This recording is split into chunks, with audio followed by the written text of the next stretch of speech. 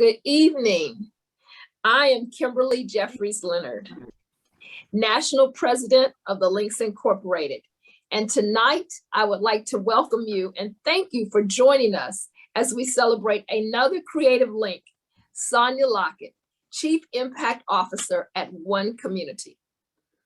Our National Arts Committee is using Facebook Live to present impactful interviews with members of the Links Incorporated who use creativity in their professional lives.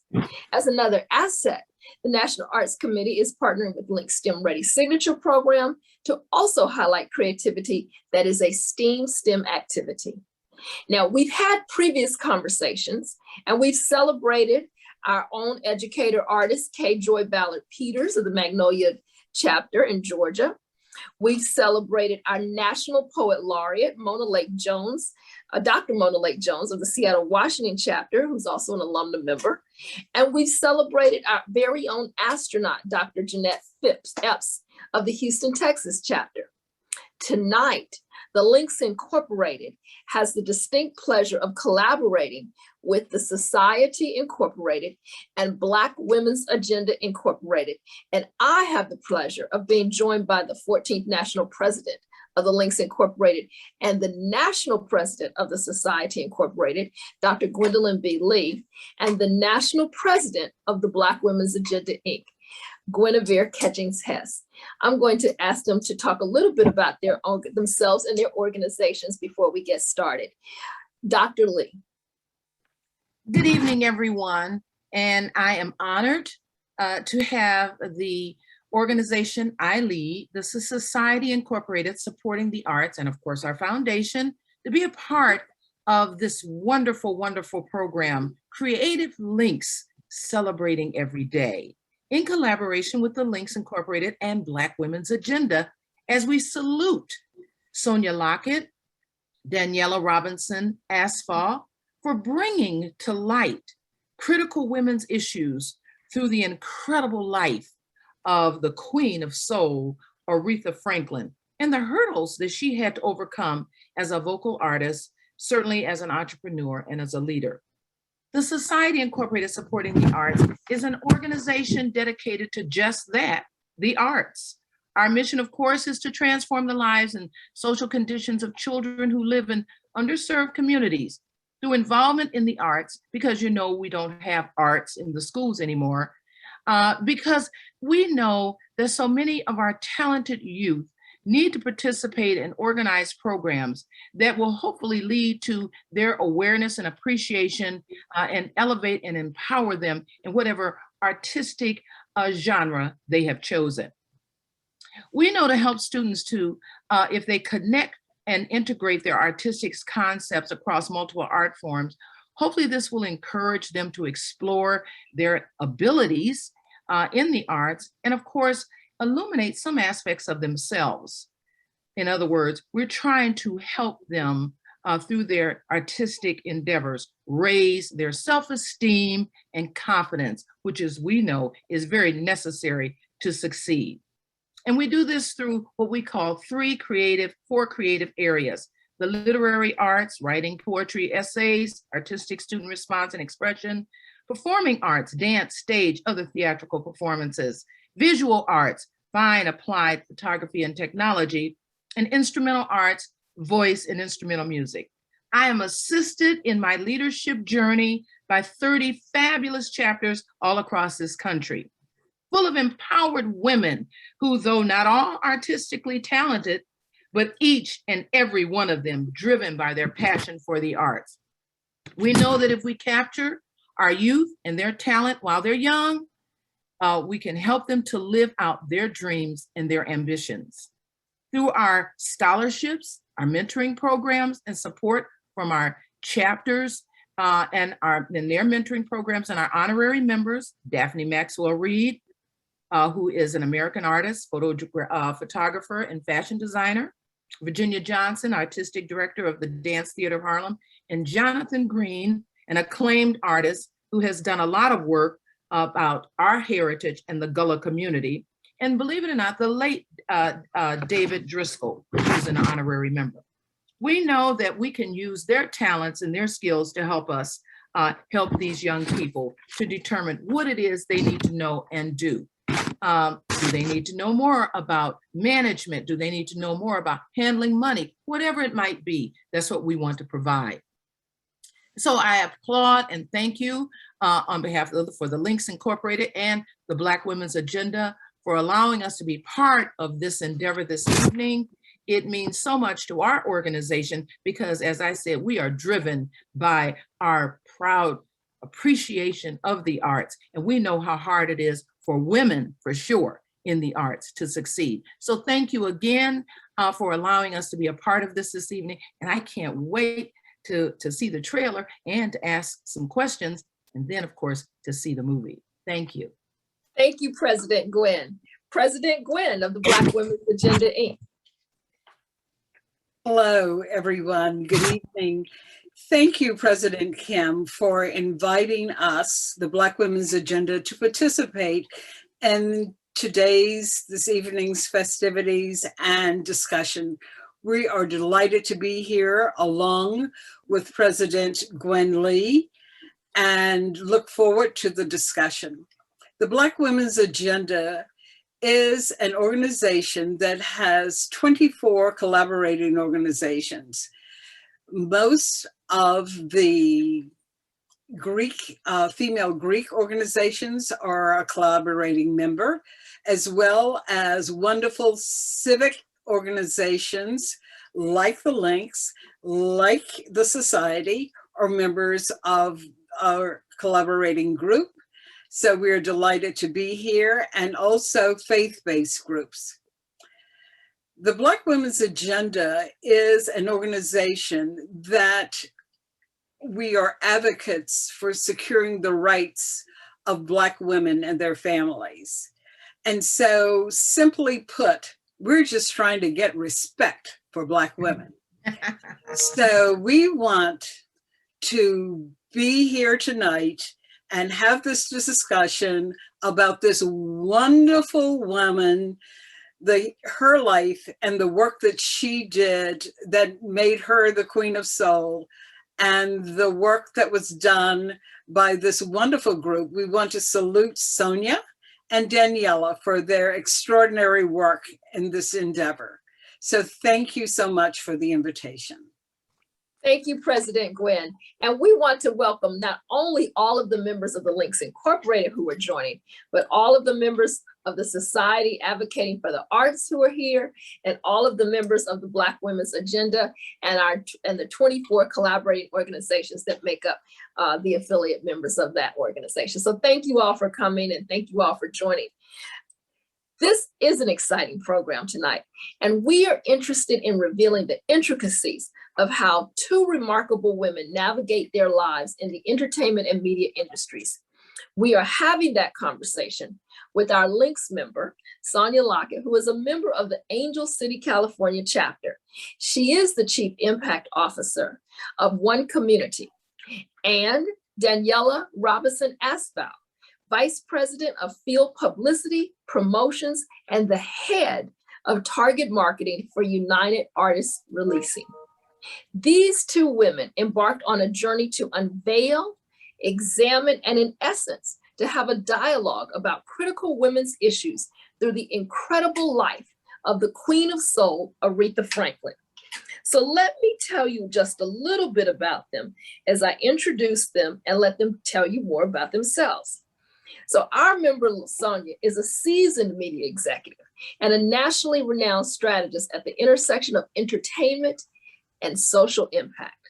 As the Chief Impact Officer at One Community, she develops issue-based campaigns that leverage the power of their films to advance tangible policy change and culture shifts on vital issues. Now, she is a graduate of Harvard's Executive Education Program and Corporate Social Responsibility, the Betsy Magnus Leadership Institute, and the NAMAC Executive Leadership Development Program at UCLA. She was recognized with their Luminary Award. She has so many accolades. I'll let her talk about a little bit of them. She's a founding board member of Higher Heights, which the Links Incorporated have partnered with. She serves as the co-chair of the Impact Guild. She's a member of Delta Sigma Theta Sorority Incorporated. She's a Baton Rouge, Louisiana native, and she's a graduate of Howard University. Welcome, Sonya. Tell us a little bit more about yourself. Wow, I don't know what else to add. Thank you so much. I would be remiss if I did not say hello to the chapter that brought me into the Links, the Brooklyn, New York chapter. Hello, my sisters. As Link Kim said, I am the Chief Impact Officer for One Community, and One Community is a film finance and social impact company.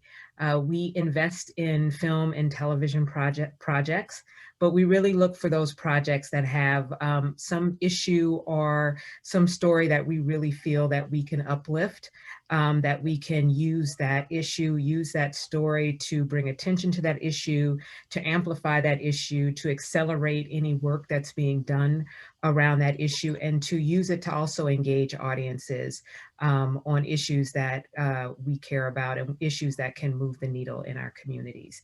And so we were really, really excited to be here tonight. We're really excited to be part of this particular movie with about this particular woman. And really the icing on the cake has been, for me, is to be able to also work with wonderful, talented, brilliant Black women like Daniella to partner and do work around this. And so our goal really at One Community is to be able to use culture and art. We're always immersed in culture, and culture is what moves policy. It's not the other way around. And so we always look at, if we can take a piece of content that people have some emotional investment in and use that content, use people's good feeling about it, or if you watch something and you get angry about the issue, or you are sympathetic to that issue, that's when we can really see movement on that issue. And so that's what the work I do, I'm so excited about. I've been able to do it for a while when it didn't have a name. Now it's social impact work, from starting with working around HIV and AIDS in the music industry, and then going over to BET, where I was the VP of social responsibility there, and doing the Wrap It Up campaign and voting rights and education. And so it has really just been a privilege to be able to use media and entertainment to address and move the needle on social issues. Thank you so much. Well, we are thrilled to have you here tonight, and we're thrilled that you are using your voice, your power, as you really leverage to make a difference in our communities, which is what it's all about in the Links Incorporated. So thank you so much. We're also excited to have Daniella with us. Daniella Robinson-Asfaw is joining us tonight, and we are very pleased that she is here. Welcome to Creative Links.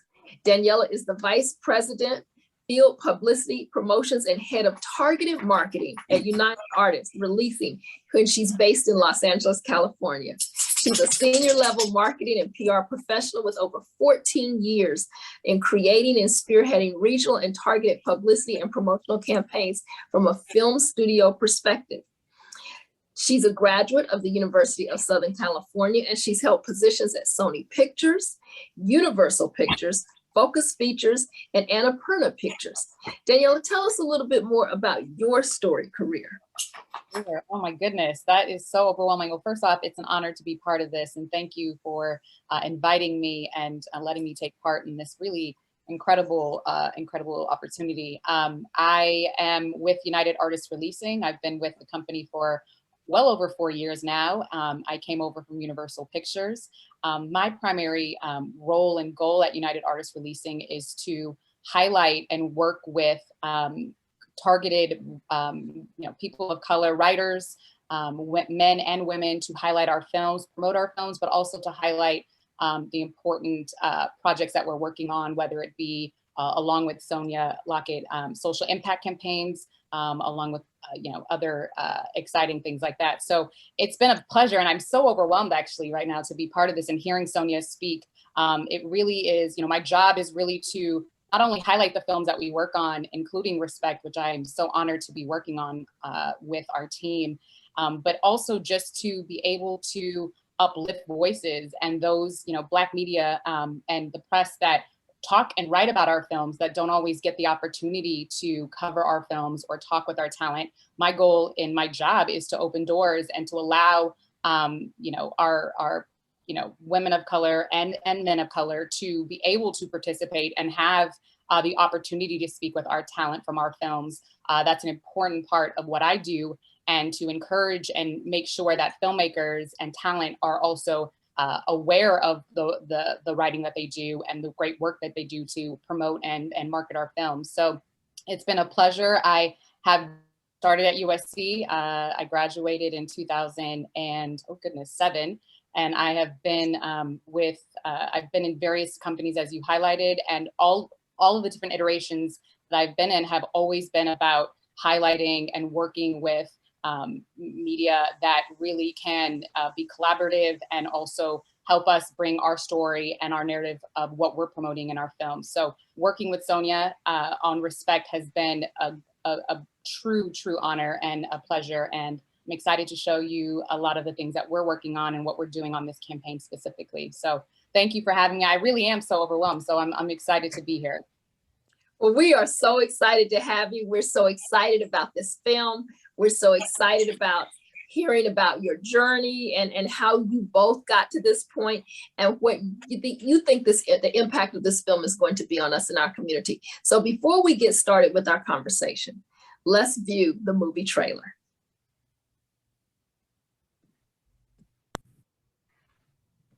R.E.S.P.E.C.T, find out what it means to me.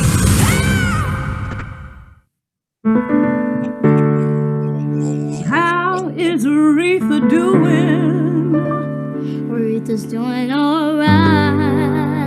Just alright. Singing is sacred, and you shouldn't do it just because somebody wants you to. What's most important is that you are treated with dignity and respect. You're special, Ree. You have a talent they call genius. You better think about what you're trying to do to me. How old is she? She's 10, but her voice is going on 30, honey. It might go let yourself be free. How many albums have you had? 4. And no hits. I need you to focus and avoid frivolous distractions. Honey, find the songs that move you. Until you do that, you ain't going nowhere. I need a change. I want to sing what I want to sing. R.E.S.P.E.C.T. Okay. Find out what it means to me. You really like it? We love it, Ree. Ree.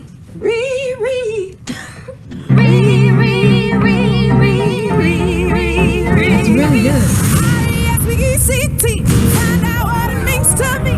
I got a single by this new chick named Aretha Franklin.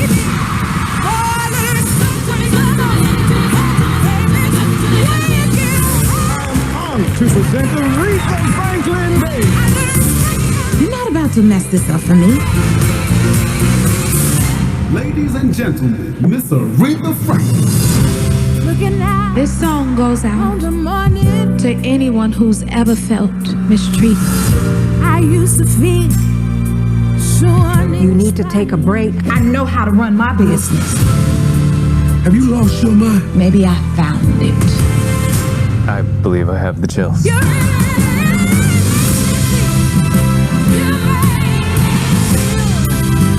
Do you see what she is? She's a miracle.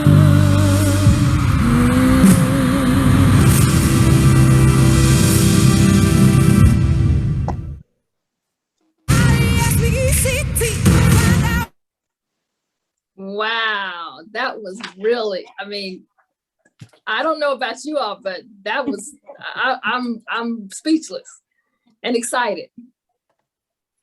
Pretty incredible. It is absolutely incredible. It is absolutely incredible. So let's get started then. I'm going to start with both of you, Sonya and Daniella. As we said before, you are in such exciting careers. How did you decide to get into the production and media industry? And what prior training did you have to do this? Well, I can start. Or Yeah. Sonya, would you like to start? No, Daniella, please start. Okay. Well, like I mentioned earlier, I went to University of Southern California, and early on when I started there, I'd always loved film and what film represented. And so early on, I started to do internships. I did an internship at Sony, at Universal, and then immediately following my graduation, I entered a program called the NBC Universal Page Program, which was a postgraduate program that was geared towards allowing entry-level kind of post interns to learn about the industry and to learn everything you could about the business side, the marketing side, the publicity side, as well as the creative side of it. And it was a year-long program that I participated in. And from that program, I was placed into Universal Pictures International, where I was able to work with the publicity and marketing team as an assistant. And really that role was exciting coming from that program, because the whole purpose of the program is to not only to allow you access to learning about the different businesses of the industry, but also to get face-to-face time with executives, as well as learning from various team members. So it was an amazing learning experience. I realized that I loved the what publicity and marketing entailed. I love the idea of promoting films and getting people excited about films. I'm always excited about seeing a movie, regardless of what it is. I love the excitement that comes from marketing and publicity and what that entails. So I went from that Page program into an entry-level position as assistant, and I kind of worked my way up. And in the different iterations that I was in at Universal and at Focus Features, I was able to just not only have access to mentors who have been kind of part of my career journey, but also to learn from them and grow from them. And what I realized was that the more I was concentrated in kind of the targeted and multicultural marketing, that I realized how much I loved that, and I just continued on that path. So it started, very early on for me, but it was such a blessing to go through that program. I'm a huge believer in programs like the Page program, and especially what you all are doing as well, allowing access and opportunities to those who are graduating and don't know exactly where to go, but they know what they're interested in. So that was a big opportunity for me that I'm glad that I had access to. So that's kind of my journey of how I got to where I am. I wish mine was that intentional.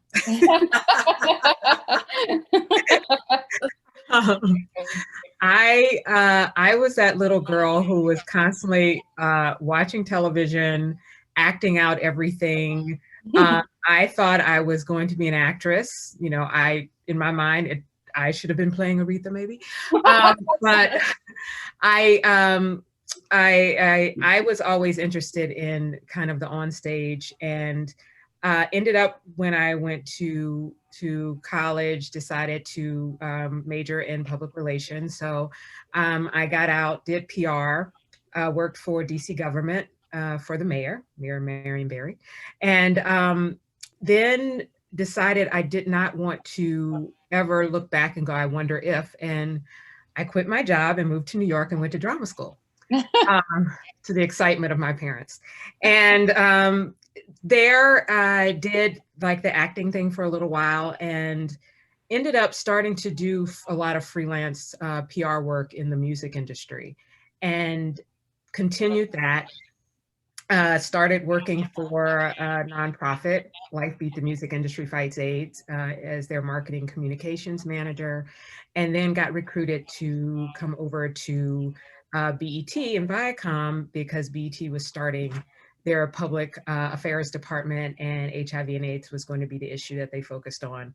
And so I was asked to come over there and kind of build that program. And I stayed at BET for a while and kind of built up that. And it was, all throughout Viacom, it was very lucky, because we were kind of doing this work before it was kind of the industry thing to do. So I've been very lucky that I've been able to kind of fold in all the loves of media and entertainment, and my thing of wanting to save the world, and roll it into one position. And so really excited as the industry is really beginning also to see the value that their content has, not just for entertainment, but what we can actually use this content for in terms of making the world a better place. And so I think I'm like the best job in the world in this crazy journey to get there. So like I always admire people who I see their intention, and mine was kind of like, ooh, but I landed where I was supposed to be. Absolutely. I agree. I think that to hear how people get to where they are supposed to be is always very fascinating for me. So I think that President Gwen, you have a question for our ladies here today. I do. First of all, let me say how impressed, and you have garnered all of my R.E.S.P.E.C.T. First and foremost. I love it. Yes, but I absolutely want to know what drew you to the story of Aretha Franklin's life. I have to say, as I said, we're a co-finance company, so we go out and look at projects. Our projects are brought to us.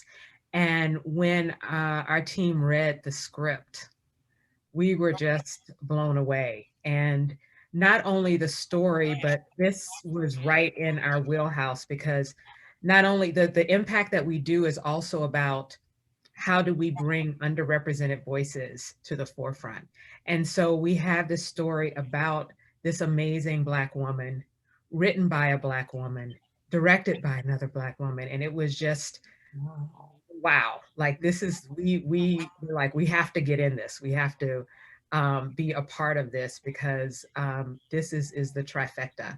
And once again, it's a and to just be a part of bringing her story to the forefront was something that we just couldn't resist, and we're so excited to see. And I'm so excited for people to see the finished product, because it is the script was amazing, and then the movie is even more amazing. And so it really is where we want to be in terms of how can we use media and theater and film and television to move the needle forward. And this also moves the needle forward on what stories we want to tell and who tells those stories, and to elevate the folks who tell those stories that are not normally elevated. Thank you. Thank you very much. Okay, well, I guess I will be next. You ladies are so impressive. First of all, I just want to echo President Gwen and saying how much I respect, and Sonya too, have taken a circuitous route to get to where you are is just even more impressive. I love young people like Danielle, who's focused. Considering someone who was a drama major himself and never was afraid to actually take that leap. So thank you for that. But one of the things that I wanted to ask you about the movie is that Aretha Franklin had such an extensive life, such an expansive career, and just the music alone. So how did the team just put it all into one movie and just know what to take out and still make it a compelling movie to see? Sonya, you want to take that one? I think that it really is about the fabulous writer and director, and Liesl Tommy, who directed the movie, Tony Award, first woman of color, nominated for a Tony Award on Broadway. Yep. And I think it was her vision. She just has a very, very, very distinct vision, and she knew exactly what she wanted to do with this movie. And so she really guided it. And just an amazing job of how she focused in.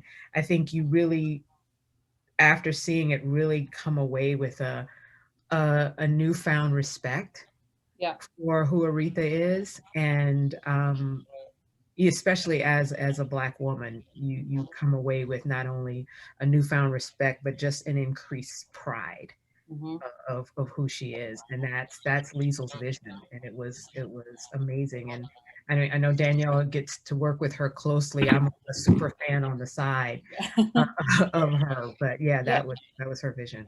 I mean, yeah, to echo that, Liesel, I remember early on in the production process, in pre-production, she met with a few of us at UAR and MGM, and she was essentially pitching us her vision for the film. And first off, as an African-American woman in a room where I was one of two African-American people in the room, and to see this beautiful South African Black woman on our Zoom screen, telling us her wonderful vision of showcasing not only Aretha's beauty, but also showing Black people in a beautiful light, right? She said very early on, I have no intention of showing Black trauma in a way that feels exploitive and feels like we're taking advantage of Aretha's story, which has so many layers to it, right?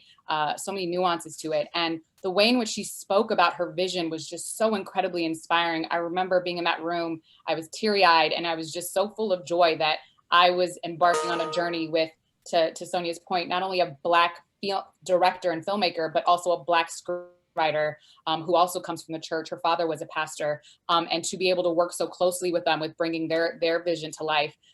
Just hearing her speak about it. And then she showed these gorgeous, gorgeous costume sketches of what she wanted to show in the film and have Jennifer wear. And it was just all so inspiring. It's inspiring. And I wish I could have, I could say that I take credit for her vision, but it was strictly Liesel Tommy. And she is such a force. And I can't wait for the world to see her as, this film directorial debut. She's such a brilliant mind, and her vision for how she wanted to showcase Aretha's story, and very, again, complicated story, right? We all know some of the parts that were not so great per se, but she showcased it in a way that was tasteful and beautiful and honest and authentic. And I knew from the very early on from that meeting that she would bring that to life, and she did. And the film is so incredibly special. And I don't want to, ruin it for anyone, but it really is an experience. It's an experience to behold. And, it's part of why we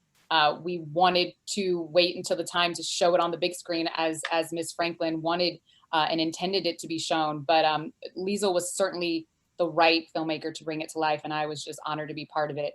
And I wish I was part of the creative, process, but just even helping her bring that to life was an incredible honor. It's a fabulous story. Thank you. I have another question. Did Jennifer Hudson acquire Aretha's blessings before she passed? And was she able to have some conversations about the role in general? Yeah, I can answer that. Hopefully you all saw her wonderful sit-down interview with Oprah last weekend, but she spoke very candidly about it. Aretha and Jennifer were very close actually before her passing. And there's a really great story that Jennifer tells, and I encourage you guys to all go on YouTube and check out the interview. But she, Aretha took her under her wing almost like a daughter, and she mentored her. And after a few times meeting with her, she said something like, I want you to play me, and I don't want to have, you can't say no, pretty much. And she did. She publicly and personally asked Jennifer to play her, and it was an important role that she wanted to bring to the big screen. And Jennifer, again, like, she tells such a wonderful story, but they talked every week leading up to the pre-production of the film. And she not only had her blessing, but she had her guidance, which is incredible and remarkable to think about. And even up until, I believe they spoke 2 weeks before Ms. Franklin passed, and she was just coaching her, telling her to be her most authentic self, but also giving her the guidance of how to bring that to life. And it's such a wonderful story to hear her speak about. And Jennifer is very candid about that and the relationship, the close relationship she had with Miss Franklin. And at Miss Franklin's homegoing service, Jennifer performed a gorgeous, gorgeous selection. And it just, you watch that video on YouTube and you're like, oh, that is why Miss Franklin picked her, right? Like, that is why she anointed her, because she saw what we all knew, and we know that the talent and God gift that Jennifer has, but when you saw her in that moment singing at that service, you were like, okay, I understand. And it's such a beautiful story, and it is so honest and real, and it actually gets me emotional when I think about it. But she not only had her blessing, but she had her guidance, which I think you see in the film. Knowing that framework, you see that play out in the film, and how authentic she was able to be because of that guidance, which I thought was just remarkable. I just have one other question I want to slip in. The family, are they pleased with the film? They are. I just came from Detroit late last night. We had a special screening premiere of the film this past Sunday, August 1st. And 2 of Aretha's sons, Kekaf and Edward, were in attendance along with their grandchildren. And they've seen the film prior, and they certainly privately, and they gave their blessing. And I believe Kekaf posted on his social about how wonderful it was to see his mother's story brought to the big screen, and how happy he was that Jennifer Hudson was the one playing his mother. It was a wonderful, wonderful blessing that he gave publicly on social media and personally to Jennifer. So yeah, they've been incredibly supportive, and I certainly don't think we could have done the film without their support, right? Certainly as it pertains to even marketing the film and publicizing it. But we had a wonderful screening of the film this past Sunday with the family, their close family and friends. Aretha knew everyone in Detroit, by the way. If you want to know the love and admiration that people have for Aretha, you go to Detroit. It was so beautiful to see. And we were able to screen safely in a theater. We took over 10 auditoriums, and we were able to screen for everyone there. And it was a beautiful moment for the family and friends. So yeah, they've been incredibly supportive. Well, speaking of filming safely, the film was slated to be released in 2020. So what were the challenges for the delayed release? I mean, did it give you more time? Did it cause issues? COVID has played havoc on all of us. So I'm just wondering what happened with you guys. I'll take the first part, and I know, Sonya, you have some more specific intel, but I will say the production of the film, we were very blessed to the production wrap before COVID hit. So there was no restrictions, limitations. The entire 3-month production that took place was what took place before the pandemic. But the post-production of the film and the editing that Liesl, our director, did along with her editors was done in quarantine. And she's publicly spoke about this, about editing this film by herself in her apartment in New York, and having to, it's wild to think about anyone, because it's such a collaborative process, editing a film, right? And to not be able to have someone physically with you, it's remarkable what she was able to do with that. But the post-production was, unfortunately, it was hit by COVID. And certainly, as you all know, we were slated to release this film last year. And like I mentioned earlier, one of Miss Franklin's wishes and hopes when she gave her blessing for MGM to make the film was for it to be seen on the big screen. And when we knew that wasn't possible, we pivoted like all, I think, film studios, and we pushed it knowing that we wanted to save it for the big screen. And we're here a year and a half later, although COVID is not away, and certainly it's still very much a concern. What we know is, thanks to vaccine and doctors and all of those folks who have helped us get to this point, we can safely congregate with mask, of course, and adhering to, local protocol. But we just knew we want to show this on the big screen. And certainly that was our goal and hope with us pushing the release date. But I know, Sonya, you have a little bit more intel on your end as well. Yeah, I think just more background generally, I think all of us, had big plans for 2020, and lots of things that were going to come out. And but I just really have to piggyback on what Daniella just said. I saw an early draft on my laptop, and although I was like, "Oh, this is great," it wasn't until I think it was a couple of weeks ago, right, Daniella, that I saw a screening, and it blew me away. It is a totally different film than watching it on your little screen, and to see it on the screen like it's meant to be seen, and to hear the music like it's meant to be seen, and kind of had that communal experience like you're meant to have with film. And it was amazing.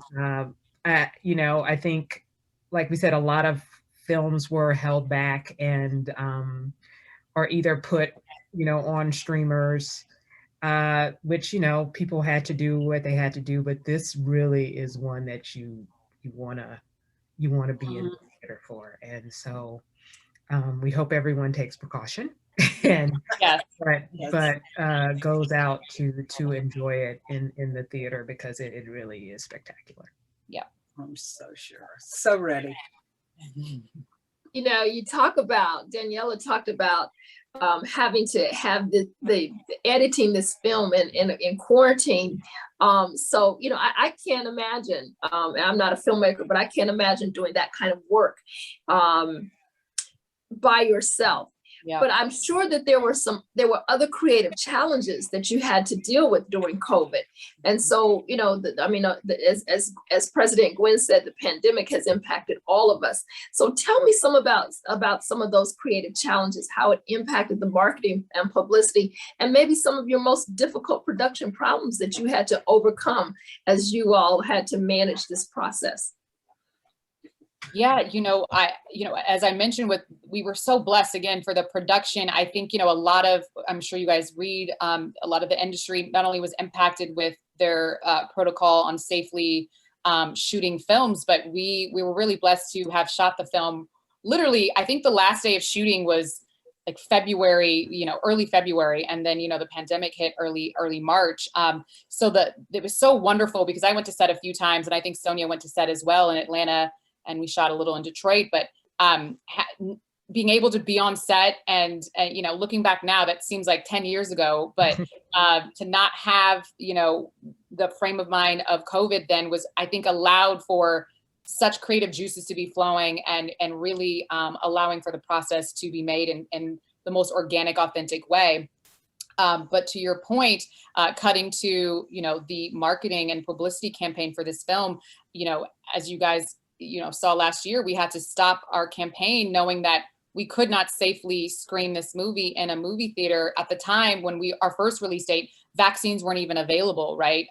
We didn't even know when vaccines were going to be available. And then cut to, our second release date, vaccines were available, but very, very slow, right? It was only for medical staff and frontline workers. So it was a very slow process. So we wanted to be intentional with making sure that the vaccines were going to be available for really everyone before we, felt like we could release this movie safely. And even now, I just was on the road with Jennifer and Liesl, and they're still on the road. We're wearing our mask. We're all vaccinated and very publicly open about being vaccinated. And, although these screenings that we've been to, we've encouraged people to socially distance, certainly to where we have these awesome R.E.S.P.E.C.T masks, actually, which we can definitely get to anyone who wants them. Aretha's niece made them for us. But they're these R.E.S.P.E.C.T masks. We gave them out to everyone who's at the screening. We socially distance the screenings. I mean, certainly those who are vaccinated, we encourage to safely come together and go to the theaters, which you can do now. Back in May, you couldn't do that. So certainly we had to pivot our protocols, but I think we've done a really great job at adhering to the COVID protocols, but also knowing that there's an opportunity to showcase this film. There's not a ton of films coming out right now, so we want to give this film as much life and time as it can in theaters. And our goal really is, we release August 13th, but the goal is for this movie to play well throughout the fall. And knowing how wonderful and remarkable this film is, certainly I think that is possible, and that's what we're aiming for. But yeah, that's kind of a little bit of how we've been pivoting, as we like to say, to ensure that people are being safe and being able to see the film in theaters. I think on our side, for even the impact work, thoughts about what it was going to be when it was originally coming out in October, and then we're like, how do we do this in quarantine world? Right. Like, what does that look like? And then having to kind of come up with the idea of doing these virtual classes that, we would have gone to schools and done things in person prior.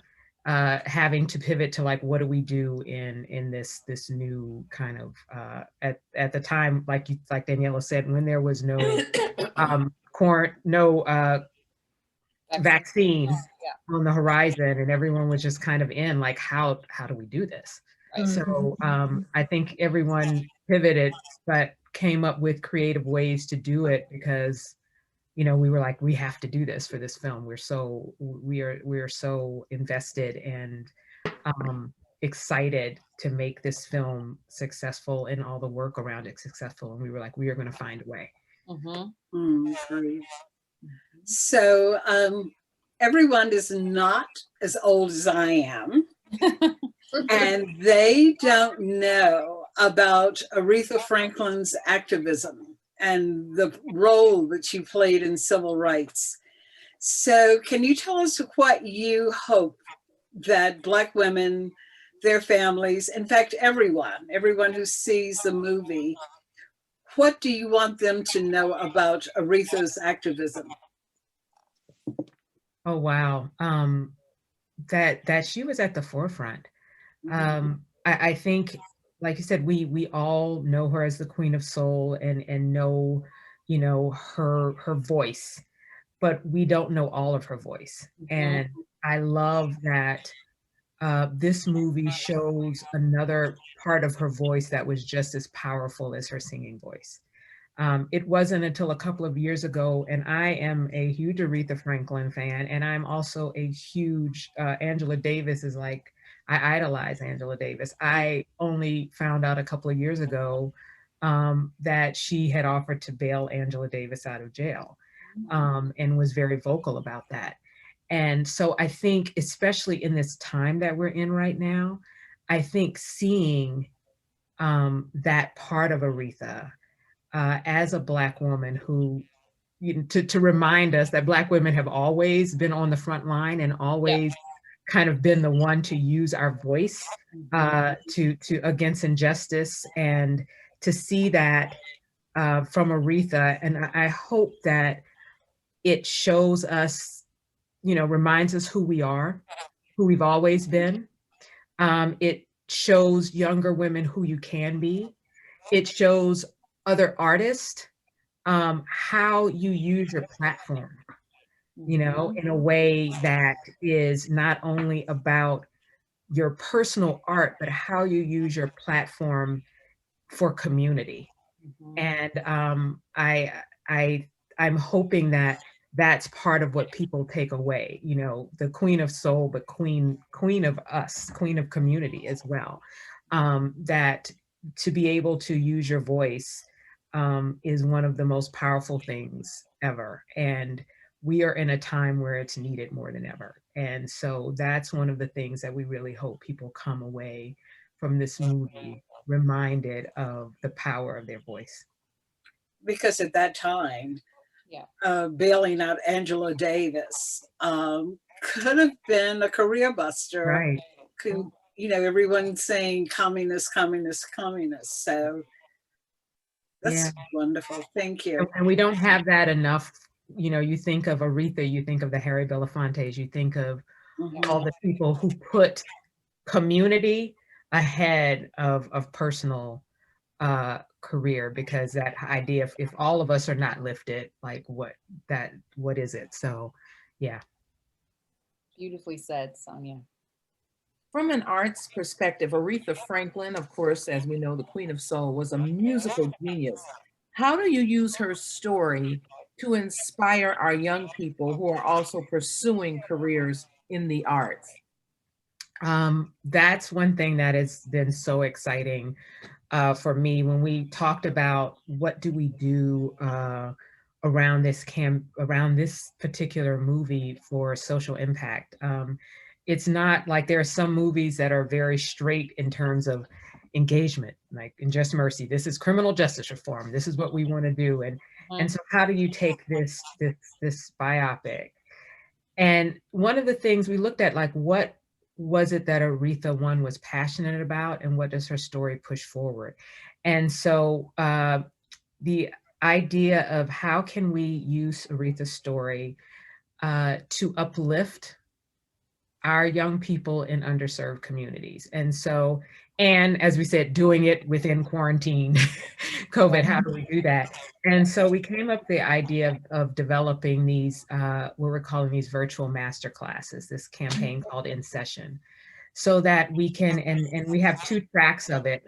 Two of the things we talked about, arts and music, and women's empowerment with this. So there are two tracks to this campaign, and what we want to do is be able to give access to a lot of these young people who would not necessarily have access to these artists or to these women who are doing incredible things in the community, and people that can show opportunity of what they can be and what they can do. And so we worked with, and I'm so excited to say we were able to also sit down with Madam President Kim and Christy and other organizations about, if we're going to do this for young women, what are some of the things, kind of advise us on what do you think would be helpful and enhance community. So we developed these classes, and we have people who are performers and people who are behind the scenes in the arts world, in the music world, to kind of give a sense of there's opportunity not just on stage, but here are some careers when you love music, here are some things you can do behind the scenes as well that you may not have heard of. And we got some really amazing people to be part of it.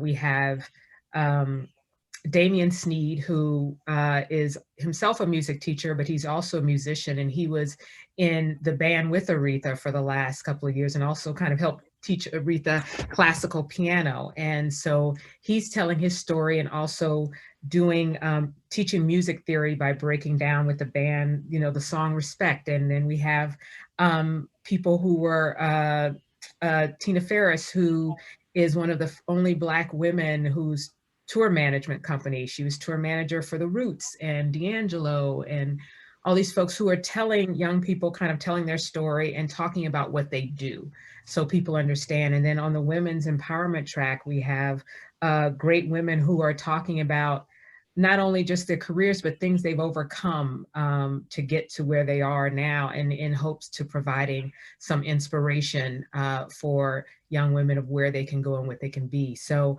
Aretha's story has been just very rich in terms of being able to use it to hopefully inspire the next generation of artists, the next generation of activists, the next generation of women who have a strong sense of themselves and what they can do with their voice. And so we're really excited about that. And I will share with everyone once all that the site is up and everything, because we really want people to, young people, schools to use it, and people who work with young women, groups that work with young women and work with people in the arts, to be able to have this resource of people that they would otherwise not have access to. And so we're really excited that, and hopefully I would hope, and in my mind, I just think hopefully Miss Franklin would be very pleased at the way we're using her story and the creative way we tried to find it within our new COVID world where we can't go out like we would normally do. Thank you. Thank you for sharing.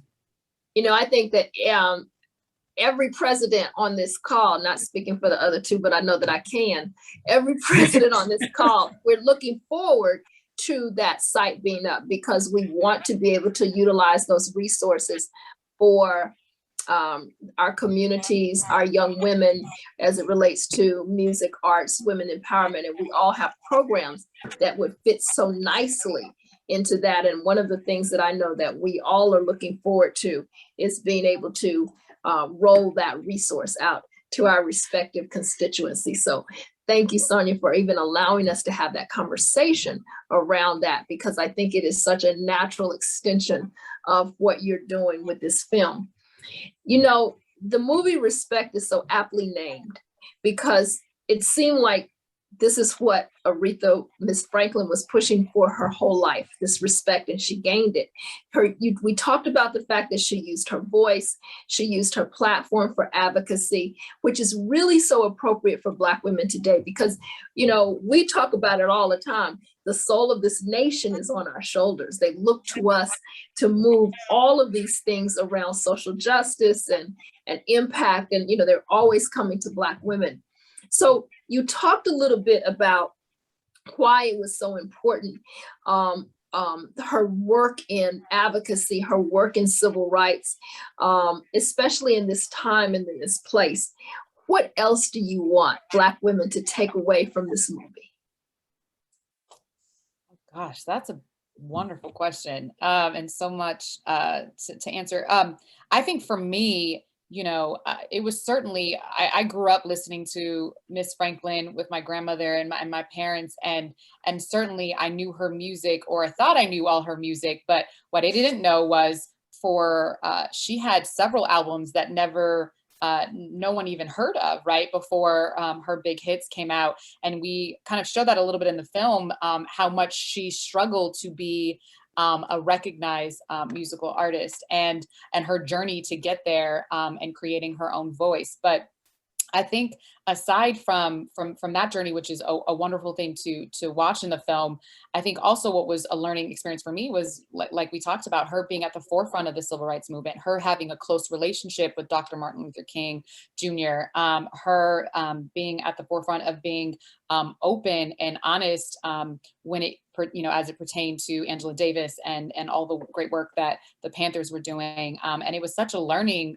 lesson for me that I don't think many young folks are even aware of, right? Everyone knows Aretha for Respect and I've Never Loved a Man Like I Love You and all of that, but they don't know all the really tremendous work she did behind the scenes that is just equally as important and impactful.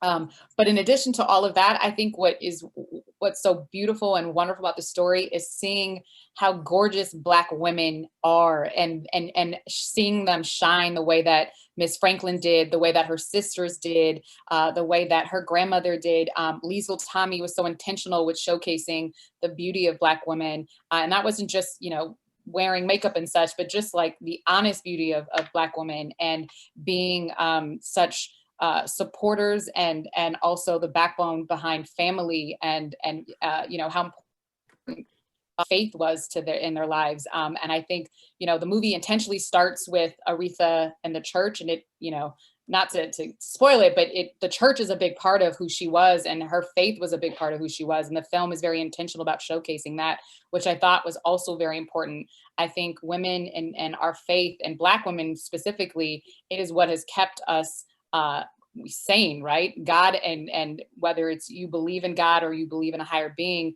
it has kept us from giving up, right? And Miss Franklin was a prime example of her faith uplifting her and allowing her to get through her trauma and her challenges, and excel at who she was, and to be her highest self. And that was a wonderful thing to behold in this film that I hope folks, and especially young folks, can take away. You know, life is inevitably going to give us challenges, and it's inevitably going to let us down at times. But I think the key is to hold on to your faith, to focus on your family, and to focus on what's important, and allow that to be your guiding light through those challenges. And this film really does such a beautiful job at showcasing that, thanks to our director. You know, we have thousands and thousands of viewers watching this tonight on our Facebook and on our Zoom web. So I want to take a few minutes. I know it's 10 o'clock, but I do think that you all will allow us a little bit of grace. There's some questions, and I want to take a few minutes and do a couple of little lightning rounds so that we can make sure that we're answering. Well, first of all, I want to let Sonya know that the Holmes family in Baton Rouge says hello. Kathy Williams. Yay. And then your link sister, Lauren Veer from Silver Spring, is asking, what other projects are in the pipeline and are financed by your organization so that we can look forward to this in the future? Oh, so exciting. Thank you. we have a couple of things in development. I'm trying to remember what has been announced, so I know what I can actually say. Don't get in trouble. I know, I'm not trying to get in trouble. There is, we are working with, there's a project called In the Shadow of the Mountain that is in development right now. It follows this amazing woman that I actually got a chance to meet who's amazing in Peru, who takes young women who have been sexually abused and trafficked and brings them to these mountain climbing adventures in Peru that really help them get through their work. She did a beautiful book about it, and that is, we have that coming up. I'm also really excited in development right now with, I love saying this because I'm such a fan, Martin Scorsese, King Leopold's Ghost, which is the story of King Leopold in Belgium. Really excited to work on that. And then there was just, we just announced another project with Gina Rodriguez from Jane the Virgin, for people who may have watched that show on the CW, about a young boxer and his journey. And so some interesting projects, and there's some television things in the work. And so I will keep everyone up on what's coming up, definitely. All right. Well, we have Iris Childress wants to make sure that you know that they'd love to see a movie about Angela Davis. So just as you start thinking, So I'm gonna do some easy questions first. Where can we get a Respect mask? Sherelle Moore wants to know where we can get one of those. Can we purchase those? You know, yes, you can. They will be made for purchase, available for purchase on August 13th. As I mentioned, Miss Franklin's niece, Crystal Franklin, she has a wonderful, wonderful site that sells various Aretha memorabilia. And also she did a select collection for our film Respect. It's called C. Franks. I can share that link with everyone as well, but that will be available to purchase. We also are giving them away. So if you would like to share your address, or you know, we have actually quite a few masks that we can certainly mail and send out. So I'm happy to send that out with the quantity that I have. But it will be made available for purchase come August 13th. All right. Like Daniella. Yeah, I got you Sunday, Sonia. I got you Sunday. And how much of this film was shot in Detroit? Allison Vaughn wants to know that. Sonia, do you know that? I know parts of it and exteriors were shot in Detroit, but I don't know how much of it was shot. I'm not sure. I know a large part of the film was shot in Atlanta for a variety of reasons, but there is a portion of the film shot in Detroit, and we certainly can share that. But I don't want to give incorrect information, but we can share that once we have that information. Okay. Sylvia McGee is asking, she says that the original Respect was written and performed by Otis Redding and Aretha. Miss Franklin really elevated this to an anthem for women. Has the Redding family commented on the film's title? It's so funny you mentioned that. We have been corresponding, a few of my colleagues have been corresponding with Otis Redding's daughter, who runs his foundation and estate. And we are actually in the middle of setting a private screening of the film for them in Macon, Georgia, and in Atlanta, Georgia. We've been corresponding actually as of 2 hours ago. So we're hoping they can see the film before it comes out in theaters. They have not seen the film, is my understanding, but the goal is certainly to screen for them before it releases August 13th. But they are aware, and they're incredibly supportive and excited to see it. So hopefully we can set that in the next few days for them in Macon, Georgia. All right, so we've got a lot of folks who are sending us about they want a Respect mask, and so we're going to do that. And we are going to do a there's a question Leslie Frazier, our National STEM Chair, is asking about the messaging and the power of using our voices. We've talked with Sonya about actually working with her around the different empowerment tools that they have. So we will see more from that from the Links Incorporated and from us. There's another question from Linda V. Brown Kidd. Will the movie be available in all markets or limited markets? All markets across the country and every single market in the US. And it will be released globally on a rolling basis based on the territory, but we will be in every single market, big and small. Okay, and Ramona Lavalis is asking, do you have any advice for young girls who want to be involved in the film industry, but film adjacent? She's mentoring a high school girl who wants to be a special effects makeup artist. Are there any internships, courses of study, or a guild she can connect so she can pursue or give her leg up as a young Black woman? Sonya? Oh, wow. There are programs, and she's high school. Is that, if I'm hearing correctly? It sounds as if she is. Yeah, there's not as many high school programs, but first thing I would say is if she's in high school and there's a theater program in her high school, especially if she wants to be a makeup artist, volunteering as a former theater geek, volunteering for that and doing a makeup for the productions and plays and local productions.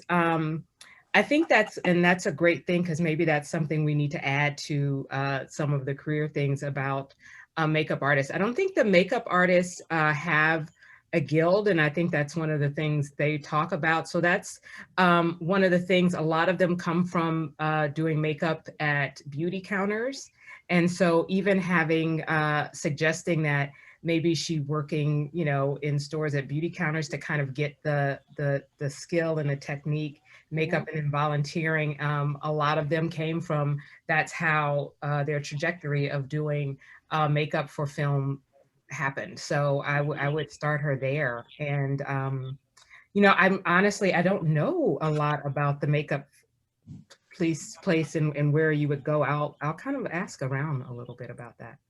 Well, we can get back to you on that. We can get back, because we know where to find you and you know where to find us. So we can certainly get back.